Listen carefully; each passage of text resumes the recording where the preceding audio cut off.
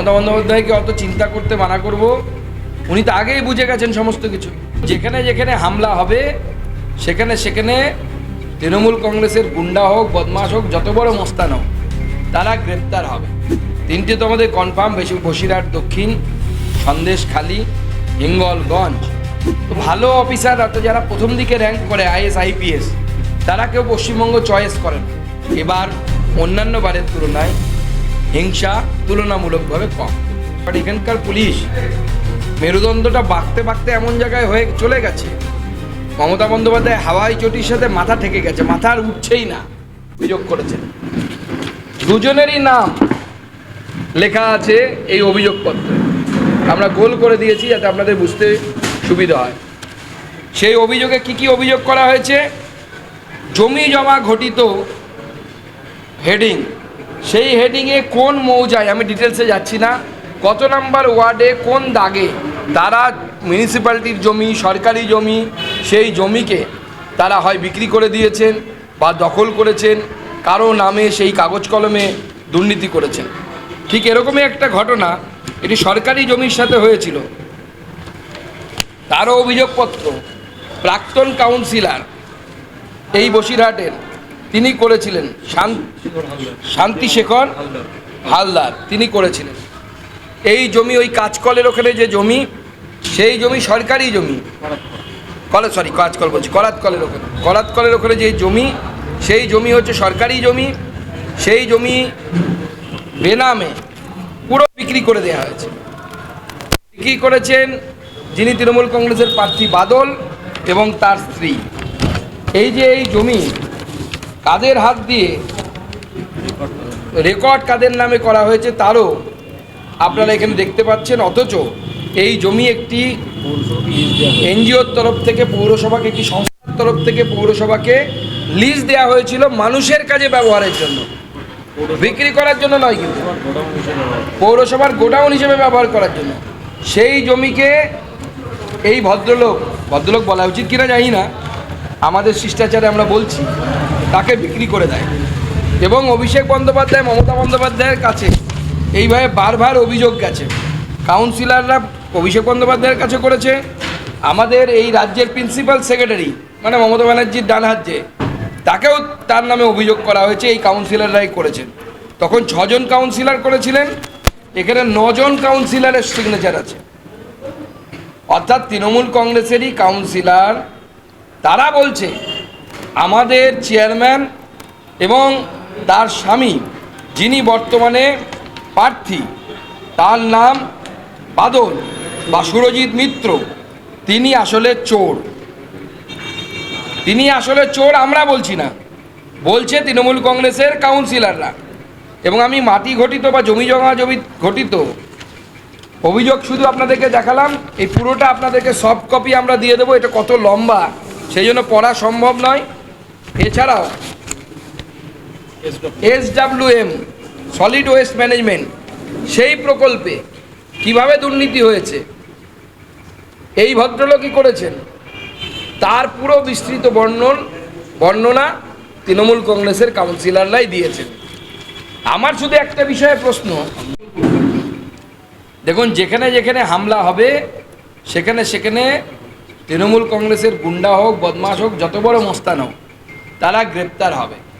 এখানেও যারা মেরেছে আমাদের কর্মীদেরকে, তাদেরকেও তৈরি থাকতে বলুন। পুলিশ কোমর ধরে তুলে আনবে, কান ধরে তুলে আনবে। দেখুন এনআইএ অ্যাক্টই বলছে এই ধরনের বোমা মজুত করে থাকলে বা এই ধরনের বোমা পাওয়া গেলে তার তদন্তের ভার এনআইএর কাছেই যাবে, এনআইএ সুমোটো নিতে পারে। এবার যাবে শওকত মোল্লা জেলে। শওকত মোল্লা তো এর পেছনে জড়িত, এমনি তো বোম আসেনি।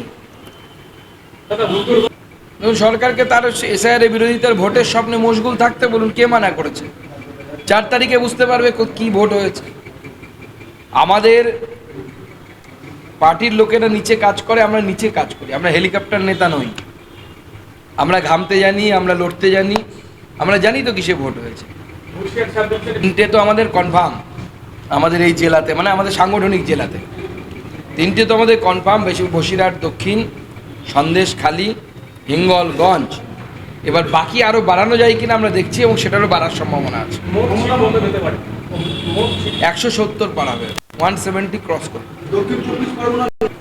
দেখুন, বাংলায় তো ভোট কোনোদিনও শান্তিপূর্ণ হয় না। এবারও 2-4টে ঘটনা ঘটে গেছে। বাঙালিকে তো এই জায়গা থেকে বেরোতে হবে। আমরা বলি আমরা ভদ্র জাতি, আমরা শিক্ষিত জাতি, আমরা কালচারাল জাতি। ভারতবর্ষের কোনো রাজ্যে ভোটের সময়, ভোটের আগে, ভোটের পরে মারামারি হয় না। সব জায়গায় আমরা ক্ষমতায় আছি এরকম নয়, কংগ্রেস ক্ষমতায় আছে, কোথাও সিপিএম ক্ষমতায় আছে, কিন্তু মারামারি হয় না। আজকে এই ভোটের সময় যে হিংসা, এই হিংসার সংস্কৃতি থেকে, এই লিগ্যাসি থেকে বাংলাকে বের হতে হবে। নির্বাচন কমিশন তার জন্য চেষ্টা করছে। আর সর্বভারতীয় ক্যাডার যারা হয়, আইএস আইপিএস, তারা কোনো রাজ্যের আলাদা করে হয় না। তাদের বাড়ি এক জায়গায়, ক্যাডার হওয়ার সময় তারা কোনো একটা রাজ্য অফ করে। তো ভালো অফিসার যারা প্রথম দিকে র্যাঙ্ক করে আইএস আইপিএস, তারা কেউ পশ্চিমবঙ্গ চয়েস করে না, অন্য রাজ্য চয়েস করে। মমতা বন্দ্যোপাধ্যায়কে অত চিন্তা করতে মানা করব। উনি তো আগেই বুঝে গেছেন সমস্ত কিছু। তৃণমূল রাহা তো ফির মিলেঙ্গে, উনিই তো বলেছেন। কমিশন, নির্বাচন কমিশনের কাছে আমাদের প্রার্থী ডক্টর সৌরভ ব্যানার্জি, তিনি অভিযোগ জানিয়েছেন এই সমস্ত দুষ্কৃতি সম্পর্কে, শাহানুর হোক, ফারুক হোক, তাদের বিরুদ্ধে। এছাড়াও আরও আছে, ওই ভাইস চেয়ারম্যানের নামও আছে, গাজীবাবু, ফারুক গাজী। তো তাদের বিরুদ্ধে অভিযোগ আছে, কমিশনের উচিত ব্যবস্থা নেওয়া। একদম পূর্ণাঙ্গ তদন্ত হবে, জনগণের টাকা জনগণের কাছে ফেরত আসবে। অর্থাৎ মিউনিসিপ্যালিটির টাকা, যে টাকা এরা পকেটস্থ করেছে, তাদের সমস্ত টাকা ফেরত আসবে মিউনিসিপ্যালিটির কাছে, কারণ এটা জনগণের টাকা, মিউনিসিপ্যালিটির টাকা। সবার উপরে হামলা করে, হামলা করায় অভ্যেস। এদেরকে তো বিজেপি সরকার এলে এদেরকে কিভাবে সোজা করতে হয় আমরা জানি তো। গাজী পাজি সব সোজা করে দেবো, চিন্তা নেই। বাহিনী আসার ফলে এবার অন্যান্য বারের তুলনায় হিংসা তুলনামূলকভাবে কম। প্রথম ধাপে, প্রথম ফেজে তো হিংসা হয়নি বলতে গেলে, 2-4টে ছিটফুট ঘটনা ঘটেছে। দ্বিতীয় ফেজে যে হিংসার ঘটনা বাড়বে সেটা কমিশনও জানে। এমন এমন এলাকা আছে, উত্তর 24 পরগনা কিছু এলাকা আছে, দক্ষিণ 24 পরগনার কিছু এলাকা আছে, যেগুলো দুষ্কৃতি অধ্যুষিত এলাকা। বাংলাদেশের সাথে ওপেন বর্ডার, বাংলাদেশ থেকেও দুষ্কৃতীরা ঢুকে অনেক সময় এখানে ঝামেলা করে। তো সেই সমস্যা তো আছে। কমিশনের উচিত আরও কড়া হওয়া। শুধু সেন্ট্রাল ফোর্স ঘুরে বেড়ালে হবে না, কেলানিও দিতে হবে তার সাথে। আদৌ আক্রান্ত হয়েছে কিনা তার দেখা উচিত। ওই মহিলাকে আমরা চিনি, আমরা তো প্রস্তুত আছি, সব রকমভাবে প্রস্তুত আছি। উনি যদি ভাবেন যে উনি আবার ক্ষমতায় ফিরছেন, তারা মূর্খের স্বর্গে বাস করছেন। এরপরে ওনাকে এইসব জায়গাতে হ্যালো স্যার করে ঘুরে বেড়াতে হবে, এটুকু বলে দিলাম না। নির্বাচন কমিশনের উচিত বোমাগুলি উদ্ধার করা, সেটা উদ্ধার হওয়া উচিত। এই রাজ্যের পুলিশ কাজ করে না, মানে করতে পারে না, উপর থেকে চাপ থাকে। যাদের কাছে বোমাগুলি থাকে তারাই তো তৃণমূলের নেতা, সুরক্ষায় থাকা একজন সিআইএসএফ জওয়ানের গুলি লেগেছে। পুলিশ তো অবশ্যই নিষ্ক্রিয়, পুলিশ তো সেইভাবে কাজ করছে না যেভাবে কাজ করা উচিত। পুলিশকে আরও সক্রিয় হয়ে কাজ করা উচিত।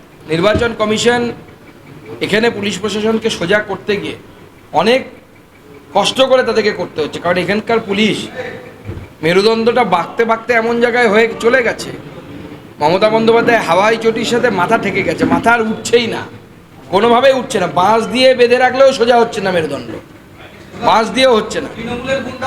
সব কার্ড তারা দেখবে, চিন্তা নেই, সময় আসছে সেই কার্ড দেখবে। ধন্যবাদ।